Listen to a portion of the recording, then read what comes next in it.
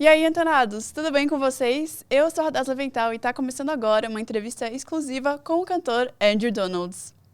Hi, Andrew, welcome. How are you? Hello. So let's start from the beginning. What's your earliest memory involving music? Earliest, I remember when I was 3 years old, I was watching the cartoons on TV with the Beatles and the Monkeys, and I showed interest from there. And my father bought me Beatles records when I was like 4 years old. So it was a great introduction from such a child, Yeah, for sure. Well, our listeners here at Antena One, they're huge fans of the 70s, the 80s, and the 90s. What are some of your musical references? My musical references are pretty deep. They're from that age of, of course, through my classical background, my father had a lot of classical music. Then we had the crooners like Frank Sinatra, Nat King Cole. Right. And of course, because of rock and roll, it was the Beatles, Led Zeppelin, Queen, Jimi Hendrix, and also up into the Michael Jackson to Prince, James Brown, Bob Marley, massive mix of music. Yeah. Well, you mentioned that when you were a child, you were already interested in music. Why do you think that you were interested in creating and becoming a musician? I think it just came naturally. I mean, when I was born, my mother said when I was in her arms, I was making little sounds, these little high bird sounds, and my grandmother said to her, boy, he's going to be a singer, because I had these little high tones, and I've always been attracted to it. I just automatically was singing and playing from I was a child. Right. Nobody had to influence me. I just did it naturally. It was a natural progression. Right. Well, speaking of this progression, I know that you left your house as soon as you were done with school to pursue music, and you moved out, right? You went abroad. How did your family react to that? Well, in the beginning, they were a little scared, but when I was 11, I was already asked, from school to go. They offered me a big scholarship to go to the Royal School of London. Right. When I was 11, mother said no. They wanted to keep me at home. From there, I became such a so crazy and about rock and roll, and I eventually just decided that if in Jamaica it's reggae music, and I wanted to go out and experiment and compete with all these great pop rock stars, and at 16, 17, I was tempted, and by 18, I decided I'm going to go, which was very scary because I went to England, and, it's a long story, Yeah. It's book. I could write a book about what happened, in this time. Right. But it's about that time I decided, and my mother and father, they supported me going away. And not easy going to London by yourself to try and compete. Yeah. That's where the crazy stories came in, but I'll leave that for the book. Yeah. All right. Well, it paid off, right? Moving out and just going out on a limb.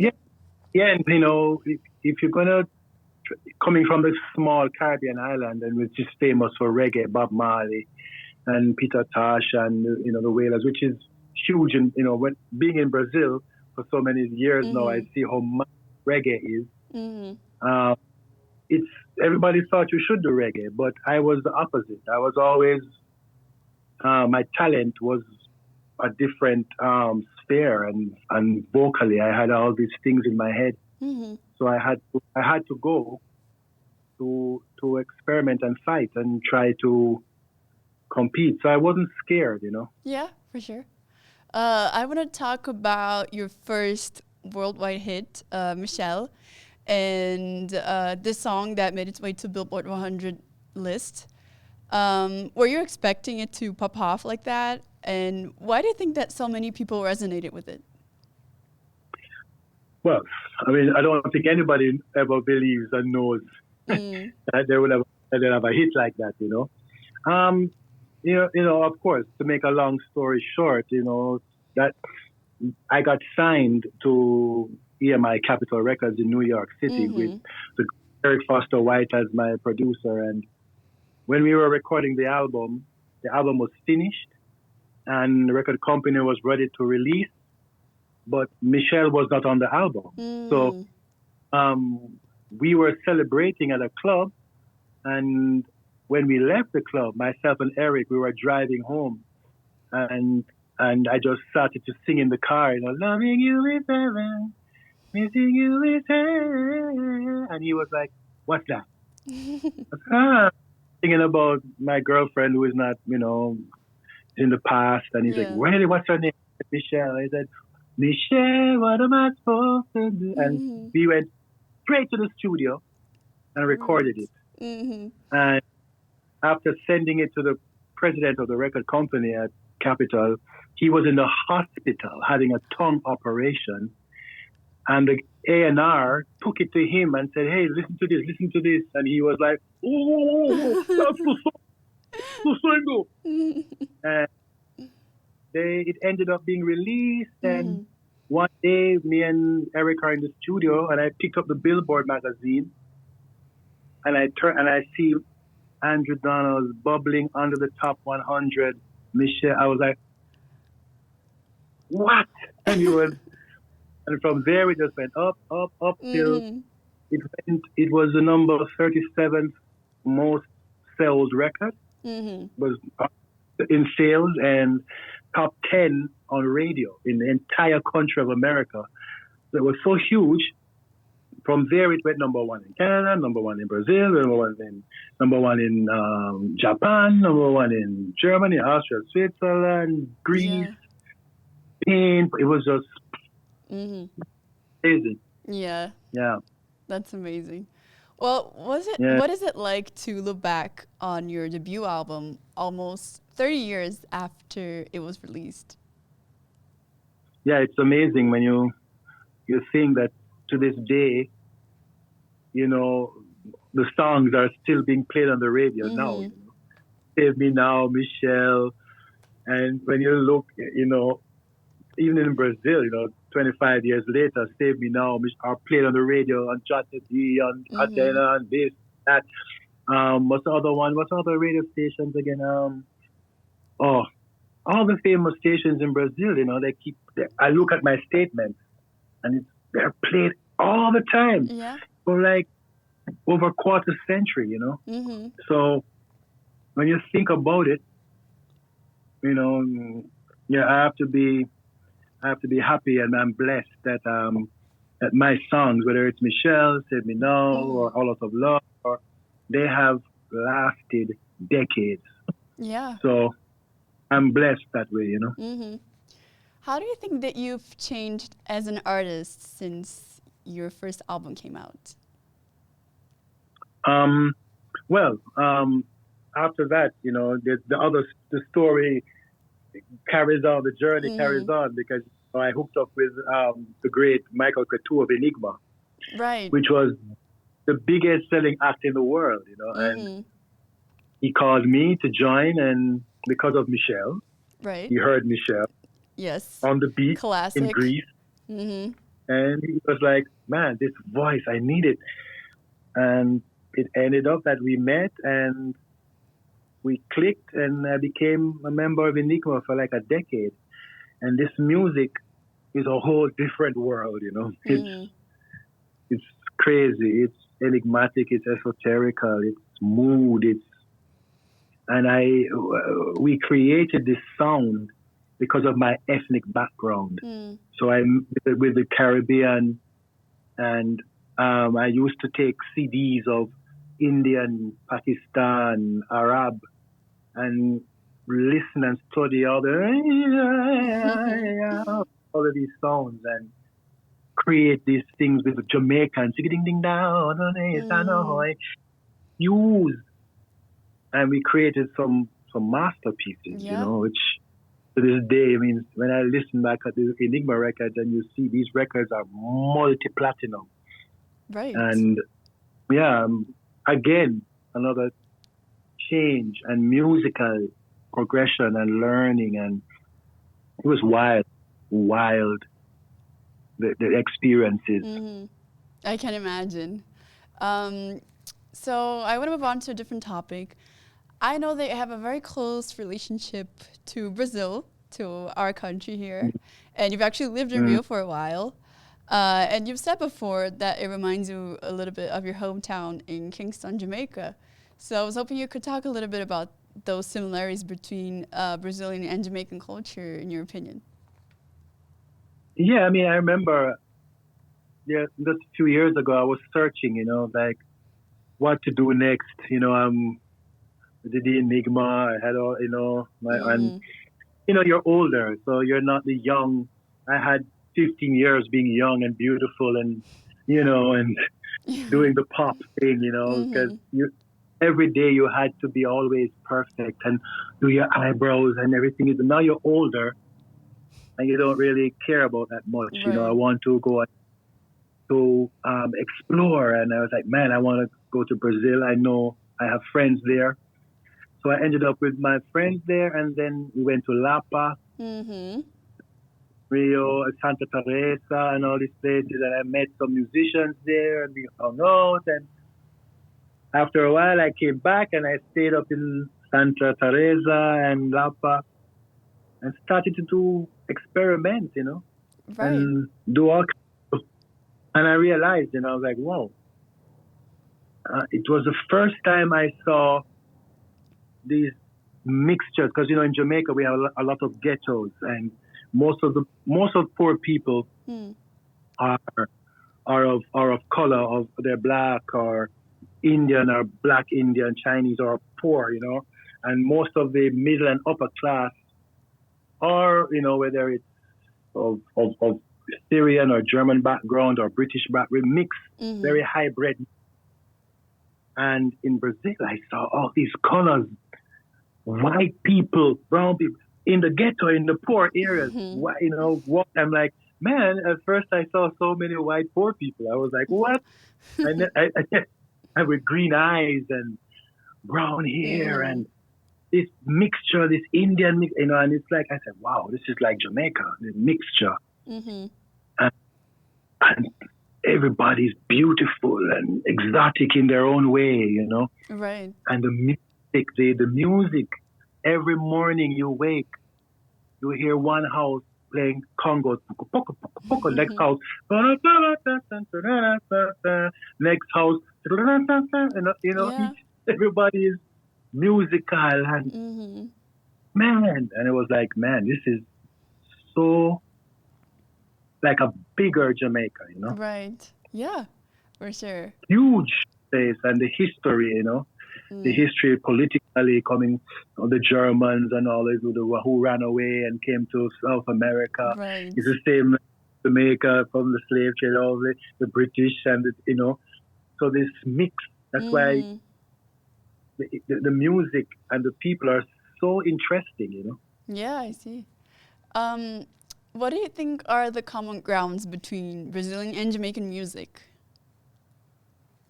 Well, everything, I think many things come down to the Africa, Right. The beat. I mean, Brazil is the biggest, population, African population outside of Africa. Yeah. And Jamaica, who, is from the slave trade, before the Africans, of course, the Arawak Indians or whatever, but it's predominantly black African. So the groove, everything comes from groove, the beat. So when you hear Brazil music, the first thing comes up is you hear the beat. It's in the blood, Yeah. And we have that similarity and melody, or melodies, the way we melodize, because of the different cultures. the melodies is different to other places because the Indian, the Chinese, the Syrian, the this, the that. So everybody has their own way of moving and dancing. So the fusion, we have similarities in that way, you know. Yeah, for sure. So, what are your thoughts on putting out music with lyrics in two different languages? Because you've done that before with the Brazilian musicians, right? Yeah, I mean, I remember in Lapa we fused this song "Colors" and one of the singers, sorry, from Lapa, they put this kind of chant, this Brazilian chant in there and stuff. So, I mean, I'm even now flirting with it. I'm trying to speak to Cassin about maybe to find, to do a duet with some wonderful female singer in Portuguese. Or so like how Ben Harper did this great song with Vanessa de Mata. This was this, I don't remember the name of the song, but it was really cool, Yeah. I would love to try something like this again on a more higher production scale. Right. Well, that sounds amazing. I can't wait for that to happen. Yeah, I hope so. I hope so.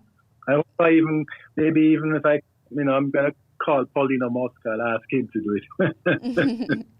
Right. Well, you came here recently, right? You came back to Brazil for Valentine's Day because we celebrated in June. Right. So what was it like to be back after a while? Nice. It's always wonderful because I saw a lot of my friends, and always playing for the people of Rio and Sao Paulo. I mean, I hope I could go to some other cities, but when the people in Brazil, they're a sing along type of people. Right. So they're different to other countries when they don't keep quiet. They're always in motion and always talking along, which I find very cool, So, and it was a pleasure, Yeah. to see how passionate these people are when they're sitting and they're singing your song word for word. And I witnessed this a lot with when I was watching Ponte di Equilibrio performing this group, and it was like, wow, from 20 songs, from the first song to the 20th, they're singing every line, Yeah. Yeah. And it's very rare. You don't find that in many countries. People tend to listen and then cheer and clap and whatever, but from the first line, and I remember that back in 95, 97, when I was playing at this place called Canacau, a very famous place in Rio, and what's his name, Dejovan was playing, and also Mosca. Paulino Mosca was like 17 at the time, right? And this time, Loving You was number one, and I was there performing it, and I saw Dejovan, and it was amazing. From every song, every word, the people just sing on top. It's a different experience in Brazil. Yeah, for sure. So now let's move on to touring, because you've been on the Golden Voice of Enigma tour for the past few months. So what can you tell us about that? Yeah, I'm always on the road, We're going to be going to East Europe, going throughout even some of the BRICS countries. We're going to be in China, probably even Russia, Brazil. We're going to come back to Kazakhstan, Uzbekistan, Kyrgyzstan, all the time, and India as well. Because the BRICS nations now, the touring there is becoming very very important. because the populations are so huge. Right. Africa as well. Probably we'll be trying to go to South Africa and Nigeria and stuff. So we're heading towards there, and also in coming up in October we'll be in Dubai and in places like Helsinki and Bulgaria and all, all over the place. Right. So it's gonna be fun. It's just spreading the music of my. What I try to do is play my hits and also the Enigma classics. Right. And yeah. we play with a string orchestra, like whether it's 12 or 15 piece string, and it's amazing. Like wow. I can imagine. Well, you mentioned all of these different countries. Is there somewhere that you'd like to play that you haven't been to yet? Yeah. I mean, of course. I'm looking forward to India, of course, and I'm looking forward to Africa because I've never really played in Africa before. Right. And all my friends who have been there, for whether it's Shaggy or Sean Paul or Maxi Priest and these guys out, it's like a whole different experience, of course. But yeah, these are the main places because I've been to America, I've been to Europe. Yeah. I've been to Brazil. Brazil is for me the highlight of South America. Nowhere can be better than Brazil. Okay, Argentina, Chile. I would love to go to play there because I've never played in Argentina or Chile. Right. But it's mostly those BRICS nations I'm looking forward to: China, India, Africa, because this part of the world I've not played before. Yeah, that sounds exciting. How do you usually prepare for your concerts? Like, do you have any rituals? Yeah. Well, even before the rituals, there's a ritual. Okay. I rehearse 4 times a week, 3 hours each day on my breathing and run fitness and also singing too, so that I can perform 2.5 hours each night for 25 shows straight, based on the power and strength of strengthening the muscles. And even if you're slightly hoarse, you know how to go around it. There's techniques, and like an athlete, because it's a muscle, and you really need to train it. Because some singers, after half an hour, they're dead, and a lot of people are singing playback and half playback. So, and I don't like that. So I'm from the old school, where I believe in technique and being able to sing with power and precision for hours. So I do that training, and then before the shows, I always do my exercises and my yodeling and all these things to open the throat. Right. And I also like to be quiet. Nobody must talk to me for 45 minutes before the show. I close my door and I start to do all of my rituals. Make my honey, lemon, little vodka or casacha. Get it all, for the throat. Yeah. And then I'm ready, Right. So can you share a good memory that you have from touring and performing? A good memory? Yeah, I would say a favorite memory, but I think that's a tough question. Yeah, because, every city is like, it's different. There's such great memories. I mean, I can tell you one crazy memory. I remember in Brazil. Not Brazil, sorry, in Germany. Okay. In Germany, at a festival, I was staying at a festival in summer, and I was wearing, your beach, you have your beach wraps, but you wrap around your. So, in those days, in the summer, I was wearing a tank top and a beach wrap tied around, but I had nothing on underneath. Right. And the girls came at the front of the stage and caught it and pulled it. Oh no. It opened and all. I was naked ass out on the Oh stage. no. So I had to fight them, And when Right. I got it away from them, I Mm. was up. The camera took the photograph, Oh my God. and Yeah. it wasn't the newspapers on the scandal pages. Andru Donalds, blah blah blah, with I forget the word they call it. Mhm. It's kind of embarrassing, but it was a crazy moment. Right. Another one was in Spain when I was in the front of the stage and I was swinging my hair, Mm-hmm. and a girl went and grabbed it and pulled, and I was and it popped. She popped out. Oh my God, that sounds and painful. she was like, she had a whole dreadlock in her Mm-hmm. hand, as a souvenir. I said, no, I, you know, crowds like this, you have to be careful. Right. Yeah, I can imagine.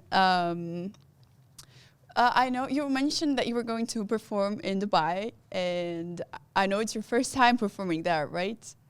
Right. This will be the first time in Dubai, yeah. Yeah, so I saw on your Instagram page that you were quite excited. What are your expectations for that concert? Yeah, I mean, I don't know. Mm-hmm.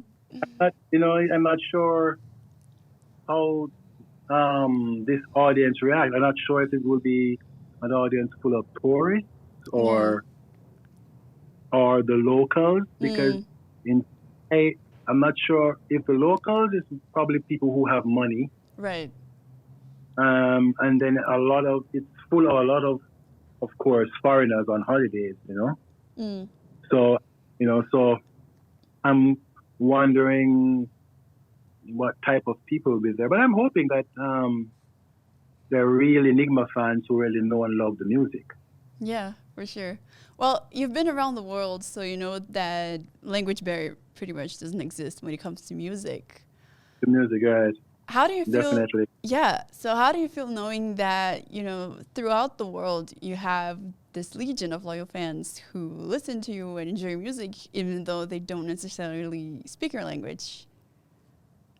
Yeah, music, as I said, music has is no barriers, no color, and Mm. once, it's a funny joke that when they say when after the show is finished and everybody's walking to their cars, then everybody starts to look at each other and and start to hold their pockets because now the show is over. Mm. But once the show is on, everybody's together, Right. you know, Yeah. within that in that place, So music has, obviously brings all races and all barriers, everybody together, Mm-hmm. and that's why musicians are so dangerous, Mm. to the politicians and the whole political world. That's why, in many ways, they try to stay away from it because people tend to the way people walk, the way they talk, everything is based on the music. Mm. Youngsters really are influenced by the music, their surroundings of the music, Yeah. Yeah, it's man, it's scary to know that you can have that power, Mm. and when you think, like Bob Marley, how powerful he was with what he was singing, that if he's in Italy and he's performing and the Pope is there, the Pope has 150,000, but Bob Marley has 250,000 people. Mm-hmm. And his lyrical content was obviously so dangerous, for the Mm-hmm. political. So I just, with my music, I just try to bring people together. I always speak about my different situations in life and bringing the female and the male together. My Mm-hmm. songs are 90% towards the female. Mm. Wow. That's a lovely message. I never thought about it that way.